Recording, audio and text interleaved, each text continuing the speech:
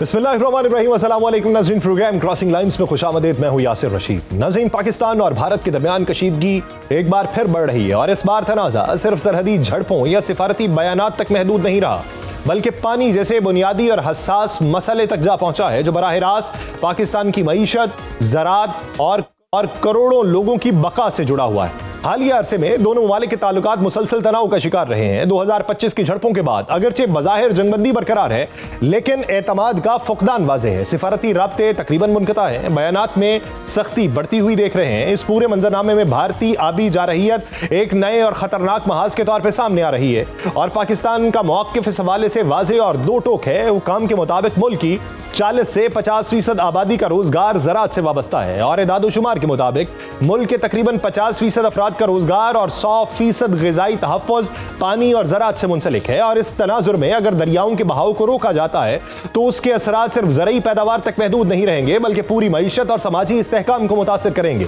और दूसरी जानिब भारत की जानिब से मगरबी दरियाओं पर बड़े पैमाने पर हाइड्रो पावर मंसूबों की तामीर पाकिस्तान के लिए ऐलान जंग के मुतरादिफ है। दस्तयाब इदाद-ओ-शुमार के मुताबिक भारत उन दरियाओं पर पहले ही तकरीबन 3120 मेगावाट के मंसूबे मुकम्मल कर चुका है, जबकि सिर्फ चनाब बेसन पर मजीद 7250 मेगावाट के मंसूबों पर काम जारी है।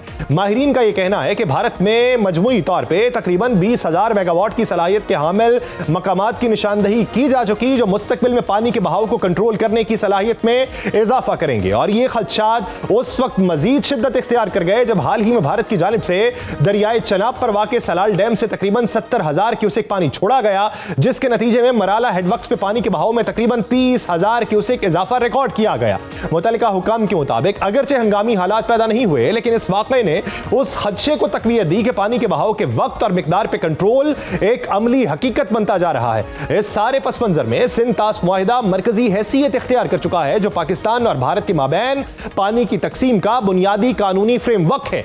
यह मुआहिदा माजी में कई जंगों और शदीद कशीदगी के बावजूद बरकरार रहा और इसे दुनिया के कामयाब तरीन आबी मुआहिदों में शुमार किया जाता है। लेकिन भारतीय क़यादत की जानिब से मुआहिदे को मुअत्तल करने से मुतल्लिक बयानात और अब अमली इक़दामात ने इस मंसूबे के मुस्तकबिल पर सवालिया निशान खड़े कर दिए हैं। पाकिस्तान ने इस मामले को बैनुल-अक़वामी सतह पर उठाने का फैसला किया और मौक़िफ़ इख्तियार किया कि सिंध तास मुआहिदा एक आलमी जिम्मेदारी है जिसे यकतरफा तौर पर मुअत्तल नहीं किया जा सकता। हुक्काम के मुताबिक पानी का मसला सिर्फ दो ममालिक के दरमियान तनाज़ा नहीं, बल्कि खत्ते के इस्तेहकाम और बैनुल-अक़वामी क़वानीन की पासदारी का भी इम्तिहान है। और इसी तनाजुर में इस्लामाबाद में एक रोज़ा बैनुल-अक़वामी सिंध तास कॉन्फ्रेंस मुनक्किद हुई, जिसमें सिंध तास मुआहिदे, आबी तनाज़ात और इलाकाई सलामती पर तफसीली गौर हुआ। कॉन्फ्रेंस से नायब वज़ीर आज़म और वज़ीर ख़ारजा इसहाक़ डार, पाकिस्तान पीपल्स पार्टी के शरीक चेयरमैन बिलावल भुट्टो ज़रदारी समेत वफ़ाक़ी वज़रा, माहिरीन कानून और आबी उमूर के माहिरीन ने खिताब किया, जिनमें बैरून मुल्क से माहिरीन ने भी शिरकत की। शुरका ने इस बात पर जोर दिया कि सिंध तास मुआहिदा एक मजबूत कानूनी और इदारा जाती ढांचा फराहम करता है, जिसे कमजोर करना खित्ते में अदम इस्तेहकाम को बढ़ाएगा।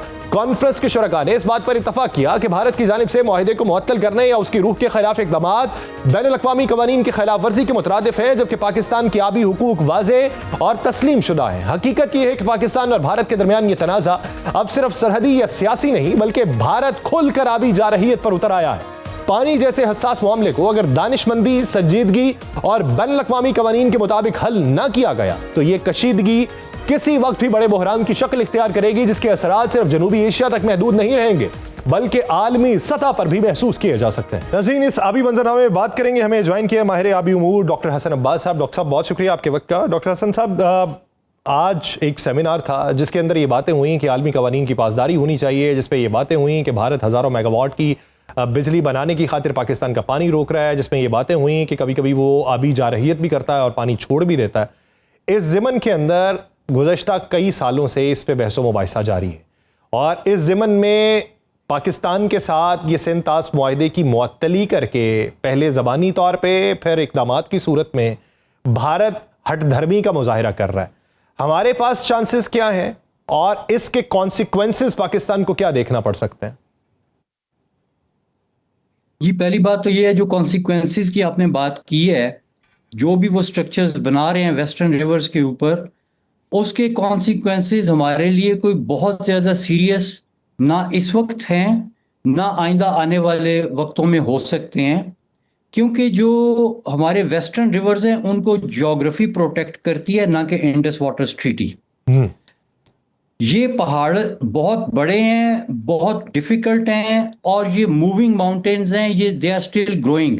इनमें छोटे छोटे ट्रेमर्स आते रहते हैं जो कि स्ट्रक्चर्स को तोड़ने के लिए, क्रैक करने के लिए काफ़ी होते हैं। हमने दो सुरंगें बनाई थी नीलम झेलम के लिए, वो दोनों टूट गई हैं क्योंकि ये पहाड़ मूव करते हैं। तो इसलिए वहाँ पे बड़े स्ट्रक्चरल एडवेंचर्स करना जो है वो फिजिबल नहीं है, ना इकोनॉमिकली, ना इंजीनियरिंग पॉइंट ऑफ व्यू से, और ना ही कोई बहुत ज़्यादा जो है वो उससे उनको फ़ायदा हो सकता है। हाँ, इंडिया इस वक्त क्या कर रहा है कि वो बड़े बड़े प्रोजेक्ट्स अनाउंस करता है, अनाउंस करके वहाँ पे उनकी सियासी दुकान चमकती है, पाकिस्तान में लोगों में खौफ व हिरास पैदा होता है, और ये अनाउंसमेंट बहुत मतलब है कि ढोल की ताप पे होती है, वहाँ पे बहुत इस पे शोर मचता है, लेकिन फिर वो बिल्कुल खामोशी से उस प्रोजेक्ट से विड्रॉ कर जाते हैं। इन्होंने प्रोजेक्ट अनाउंस किया था कि जी ये लद्दाख में इंडस के ऊपर कैस्केड ऑफ डैम्स बना के दरिया सिंध को रोकेंगे। फिर वो चुप करके उन्होंने वो प्रोजेक्ट जो है उससे विड्रॉ हो गए।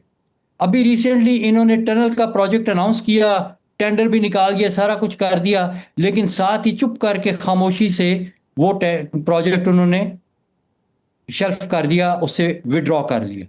तो बेसिकली ये सारा वो एक सियासी ड्रामा कर रहे हैं। तो इसलिए उसमें हमें बहुत ज़्यादा परेशान होने की ज़रूरत नहीं है। कुदरत ने जो प्रोटेक्शन दिए है हमारे दरियाओं को, जो वेस्टर्न रिवर्स हैं, वो उनके बारे में कुछ भी करना वो मुमकिन नहीं है इंडिया के लिए, तो हमें इस चीज़ पे परेशान नहीं तो होना डॉक्टर साहब, आप जी। ये आपके मुताबिक अगले कई सालों तक भारत ये है चाहते ना चाहते हुए भी सिंध तास मुआहदे की खिलाफ वर्जी नहीं कर सकता, आपके मुताबिक ये? देखिए, सिंध तास मुआहदे की तो खिलाफ वर्जी जो है वो सिंपली, अगर वो डेटा नहीं दे रहे पाकिस्तान को तो मुआहदे की खिलाफ वर्जी हो जाती है। खिलाफ वर्जी तो वो कर सकता है, लेकिन वो पाकिस्तान का वो जो उनके मिनिस्टर साहब वो स्टेटमेंट दे रहे हैं ना कि हम सारा दरियाओं का पानी मोड़ के ले जाएंगे, पता नहीं किधर ले जाएंगे, वो नहीं कर सकते, वो मुमकिन ही नहीं है। देखिए, इतनी ज़्यादा कॉस्ट है और इतनी रिस्की इंजीनियरिंग है कि पहली बात तो ये कि इंजीनियरिंग ने फेल हो जाना है, और इनकी जो इंजीनियरिंग फेल हुई हैं उसमें तो देखिए, इन्होंने जिस वक्त सिंध तास मुआहदा किया ना, तो इन्होंने आपके 3 दरिया बंद करवाए, और वो 3 दरिया ये कह के बंद करवाए कि हम इन दरियाओं का पानी मोड़ के राजस्थान में ले जाएंगे और राजस्थान को हम ग्रीन कर देंगे। 3 दरिया भी इन्होंने मोड़ लिए, हमें भी नुकसान पहुंच गया, लेकिन क्या राजस्थान ग्रीन हुआ? 3.8 तकरीबन 4 मिलियन एकड़ का राजस्थान का इलाका, जिसमें इन्होंने तकरीबन 10,000 मील की कंक्रीट लाइंस, कैनाल्स एक्चुअली बनाई हैं, वो एरिया 1% भी ग्रीन नहीं हुआ पिछले 65 सालों में। इसका मतलब है कि उनका इंजीनियरिंग डिजाइन, उनका प्लान सारा गलत था, क्योंकि डेजर्ट के बीच में कैनाल उस तरह से नहीं चलती जिस तरह से वो उनका ख्याल था कि चलेगी। वो पूरा उनका बिलियंस ऑफ डॉलर्स की इन्वेस्टमेंट फेल हुई। राजस्थान आज भी राजस्थान डेजर्ट है, और उनके स्ट्रक्चर भी वहां पे बने हुए हैं। हम तो आलमी अदालत में ये मुकदमा लेके जा सकते हैं कि भाई जिस मकसद के लिए इन्होंने ये दरिया हमसे लिए थे, छीने थे, हमसे उसके ऊपर दस्तखत करवाए थे, मुआहदा किया था, वो मकसद तो पूरा नहीं कर सके। ये हमारे दरिया तबाह हो गए, हमारा एनवायरनमेंट तबाह हो गया, और दूसरी तरफ जो उनका डेजर्ट है वो आज भी डेजर्ट है। तो भाई वापस करो हमारे ये दरिया, और हमें उन 65 साल में जो हमारा नुकसान हो उसकी कंपनसेशन दो। हम तो हमें अभी तो हमें ये मुकदमा करना चाहिए। यानी हमें सर, इस चीज की बात ये नहीं क्या करनी उस चाहिए। उसूल के ऊपर भी लागू होता है कि जिसमें दोनों पार्टी से कोई एक इनफरादी तौर पे इनहराफ नहीं कर सकता, और अगर भारत इनहराफ कर रहा है तो इस बुनियाद पे भी हम दूसरे दरियाओं की वापसी का मुतालिबा कर सकते हैं? जी बिल्कुल कर सकते हैं। जब वो कहते हैं कि जी हम ट्रीटी को नहीं मानते, तो हम कहेंगे जी ठीक है, फिर वो दरिया वापस कर दो, क्योंकि आपने राजस्थान के लिए थे, राजस्थान से तो आप 65 साल में उधर कुछ नहीं कर सके, तो दरिया भी वापस करो और उसकी जो कंपनसेशन है वो भी हमें दो। हमें एग्रेसिव होकर मुकदमा करना चाहिए ना, हमें इस चीज से नहीं डरना चाहिए कि उसका फैसला क्या आता है। ठीक है, अदालत फैसला करेगी कि जी ठीक है दरिया वापस कर दो, कंपनसेशन ना दो, ठीक है, वो भी हमें मंजूर है। सिर्फ अदालत ये फैसला दे देगी जी दरिया वापस कर दो, वो करें ना करें वो बात की बात है। लेकिन अगर अदालत से हमें ये फैसला आ जाता है तो हम तो बहुत एक हाई मॉरल और लीगल विक्ट्री के जो है वो बन जाते हैं। इसी तरह से उनके ट्रीटी उनको अलाउ करती है 4 गंदे नाले पाकिस्तान में फेंकने की, और वो 4 गंदे नाले एक्चुअली कोई 20 गंदे नाले हैं, क्योंकि 4 का नाम लिखा हुआ है और उसके बाद में आर्टिकल 4 की क्लॉज नंबर 8 है जो मजीद नाले फेंकने की उनको इजाजत देती है, जिसमें पोल्यूशन के ऊपर और पोल्यूशन की क्वांटिटी के ऊपर कोई कैद नहीं है, वो जो मर्जी फेंके, जितना मर्जी फेंके। Pakistan on the other hand treaty के हिसाब से Pakistan is obliged as a public service कि आपने उनके गंद वाले नालों को पाकिस्तान की सरजमीन पे मेंटेन करना है। ये तो ट्रीटी में लिखा हुआ है। अब अगर वो कहते हैं हमने ट्रीटी नहीं मान रहे, तो यार उन गंदे नालों को बंद कर दो, उनके आगे बंद बांध दो, उनको कोई जी ठीक है ट्रीटी बंद हो गई, अब ये गंद हम आपसे नहीं लेंगे। और देखिए ये एक मॉरल क्वेश्चन बनता है इस वक्त के डिसीजन मेकर्स के लिए। आपके जो पुराने डिसीजन मेकर थे जिन्होंने 60 साल पहले ये गंद लेने का के ऊपर सिग्नेचर कर दिए, शायद उनको पता भी नहीं था कि कितना गंद आएगा, लेकिन आज वालों को तो पता है ना कि कितना गंद आया है उससे और कितना आ रहा है, और उसके इंपैक्ट्स भी पता है। कितने लोग बीमार हो रहे हैं साउथ पंजाब में, जिगर की बीमारियां, आंखों की बीमारियां, गुर्दे की बीमारियां, पता नहीं क्या क्या हो रहा है लोगों को। बच्चे जो हैं वो स्टंट ग्रोथ का शिकार हैं उधर। तो क्या आज के डिसीजन मेकर भी वही फैसला करेगा? ये एक बहुत बड़ा मॉरल क्वेश्चन है हमारे डिसीजन मेकर्स के ऊपर कि क्या वो चाहते हैं कि वो गंदे नाले आते रहें? तो सर ये तो सर इस बुनियाद के ऊपर तो पूरा इंडस वाटर ट्रीटी को रिव्यू करने की जरूरत है। एग्जैक्टली और हमें बड़ा अच्छा मौका मिला है, क्योंकि अगर हमारी तरफ से ये डॉक्टर साहब एक चीज इसमें शामिल कीजिएगा कि ऐसे जो मुआहिदे होते हैं ये कुदरत के निज़ामों के ऊपर है, और फिर आबादियां तब्दील होती हैं, साख तब्दील होती है, हैयत तब्दील होती है इलाकों की, वहां की ज़रूरियात तब्दील हो जाती हैं। तो इसका कोई टाइम फ्रेम नहीं होता कि ये मुआहिदे कितने अरसे के लिए होंगे, दोबारा इसको रिव्यू किया जाएगा, या फिर वो जो ज्वाइंट ऑपरेशन था जिसमें दोनों अतराफ के फिगर्स सिर्फ कोट किए जाने थे, उसी की सूरत में इसको आगे बढ़ाना था? कोई टाइम फ्रेम होता कि जिस पे बाद में इसे मजीद रिव्यू किया जाता, फिर रीस्ट्रक्चर किया जाता, फिर उस पे इंप्लीमेंट होता? देखिए बात ये जो इंडस वाटर ट्रीटी है ना, ये तो दुनिया का मेरे ख्याल में जितने मैंने इंटरनेशनल ट्रीटीज में मुआहदे पढ़े हैं अपर और लोअर रैपेरियन के, उसमें इस जितना जो है ना गलत मुआहदा आज तक किसी 2 मुल्कों के दरमियान में नहीं हुआ। ये पता नहीं 60 साल इसने निकाल कैसे लिए इस मुआहदे ने। और ये मुआहदा जो है इसके इर्द गिर्द जो है ना एक बहुत ज्यादा बयानिया बनाया गया, पाकिस्तानियों को बताया गया कि इसने आपकी जान बचा ली, और हिंदुस्तान को बताया गया कि हिंदुस्तान ने बड़ी फराख दिली से वेस्टर्न रिवर्स पाकिस्तान को दे दिए, जिनको मैं कह रहा हूं कि ज्योग्राफी प्रोटेक्ट करती है, ट्रीटी प्रोटेक्ट नहीं करती। तो उधर ये बयानिया था कि हमने फराख दिली का मुजाहरा करके पाकिस्तान को 3 दरिया दे दिए जो कि बहुत बड़े थे, हमने 3 छोटे वाले रखे, और इधर पाकिस्तान को बताया जाता है कि जी इस ट्रीटी ने हमारी जान बचा ली। ये गलत बयानिया था, ये उस झूठ को कवर करता था, ये उन गंदे नालों को कवर करता था, ये उन दरियाओं की बंदिश को कवर करता था जो कि सरासर उस वक्त के भी बैनुल अक़वामी कवानीन के खिलाफ थी। ये तो वो ट्रीटी है जिसने उस जमाने के बैनुल अक़वामी कवानीन की खिलाफ वर्जी को ट्रीटी में लिख के कहा कि जी हम ये करेंगे, यानी चोरी की इजाजत दे दी, पोल्यूशन की इजाजत दे दी, एनवायरमेंटल डिस्ट्रक्शन की इजाजत दे दी। आज ऐसा नहीं हो सकता, ना इससे पहले कभी हुआ बाय द वे। तो ये ट्रीटी तो बजाते खुद इंटरनेशनल कवानीन की खिलाफ वर्जी करती है, उस वक्त भी करती थी और आज के भी कवानीन के ये खिलाफ है। तो ये तो ट्रीटी जो है ये थी ही नहीं।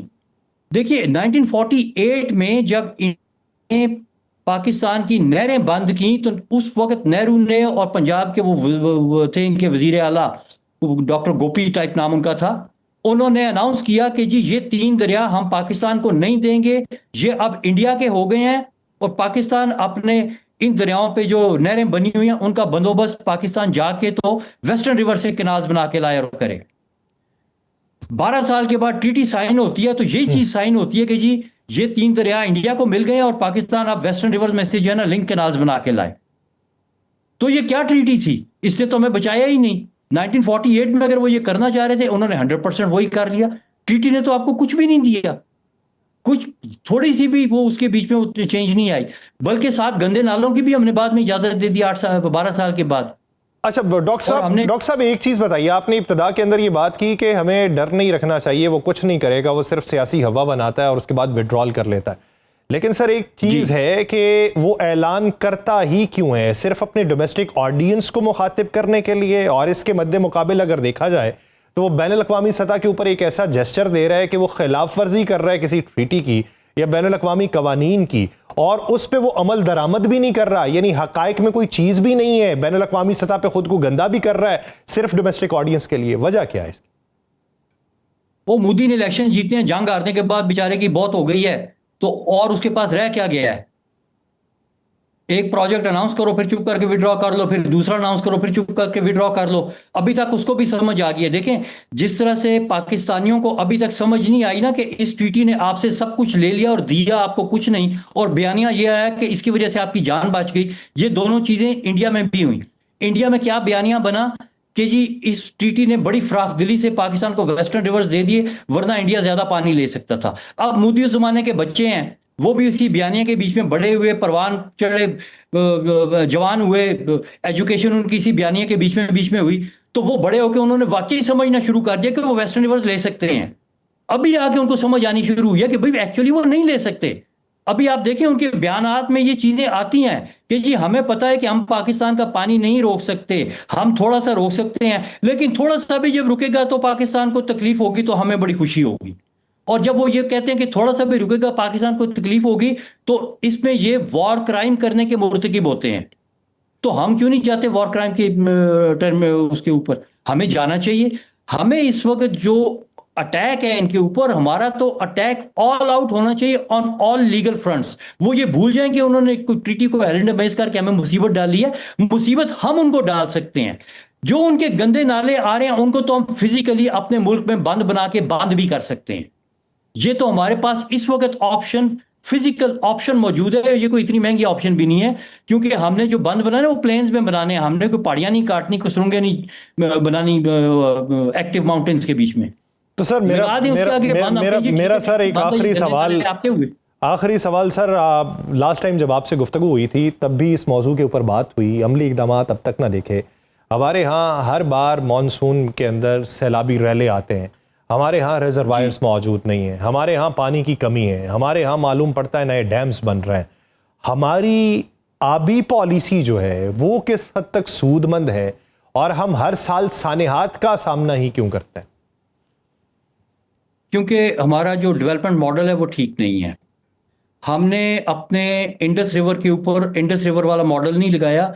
हमने इस पे कहीं कोलोराडो का मॉडल लगाया, कहीं टेनेसी वैली का मॉडल लगाया, कहीं दरियाए नील का मॉडल लगाया, कहीं 10,000 साल पुराना मेसोपोटामिया का मॉडल लगाया है, कहीं हमने 7,000 साल पुराना फिरौन का मॉडल लगाया है, कहीं हमने 200 साल पुराना अंग्रेज का मॉडल लगाया है।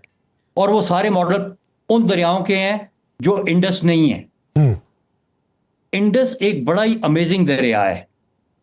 इंडस के बीच में जो नेचुरल स्टोरेजेस बनी हुई हैं वो इस तरह की हैं कि ग्लेशियर की स्टोरेज है, और फिर ग्लेशियर से निकलने के बाद मैदानों के बीच में दरिया के पार्ट में जो उसका बेड है, उसका एक्टिव फ्लड प्लेन है, उसके नीचे रेत में स्टोरेज है।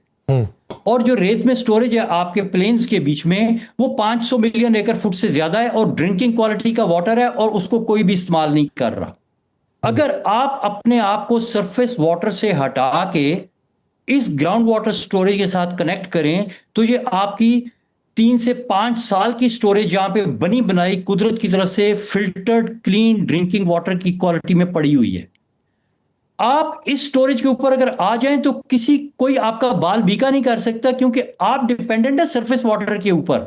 आप डिपेंडेंट है बराज और कैनाल के ऊपर, जिसमें खलल अंदाजी कर सकते हैं अपर राइपेरियन। वो उधर से पानी छोड़ेगा तो आपका बराज बंद हो जाएगा, कैनाल्स को आपको जो बचाना पड़ेगा, कहीं आपको बंद तोड़ने पड़ेंगे, कहीं पे कुछ करना पड़ेगा। आप दरिया को खुला छोड़ो, दरिया को उसका रास्ता दो, जो कि क्लाइमेट चेंज के बड़े रेलों को अपने बीच में से गुजारने की सलाहियत रखता हो। अपने फ्लड प्लेन्स की मैनेजमेंट करें, और जो बड़ा रेला दरिया में से गुजरेगा तो ये आपके उसी दरिया वाले रेत के एक्वीफर को रिचार्ज करेगा हर साल मानसून में, जो पानी आप इस्तेमाल कर रहे हैं। तो आपका रिचार्ज का मैकेनिज्म भी नेचुरल है, आपका स्टोरेज का मैकेनिज्म भी नेचुरल है।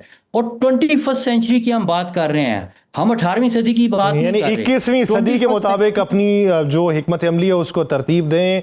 पिछली सदियों की, 2 सदियां पुरानी, हज़ारों सदियों पुरानी अगर तहजीबें या वो हिकमत अमली इस्तेमाल करेंगे तो फिर वो आएगा ही जाएगी। बहुत शुक्रिया डॉक्टर हसन अब्बास साहब इस हवाले देने के लिए।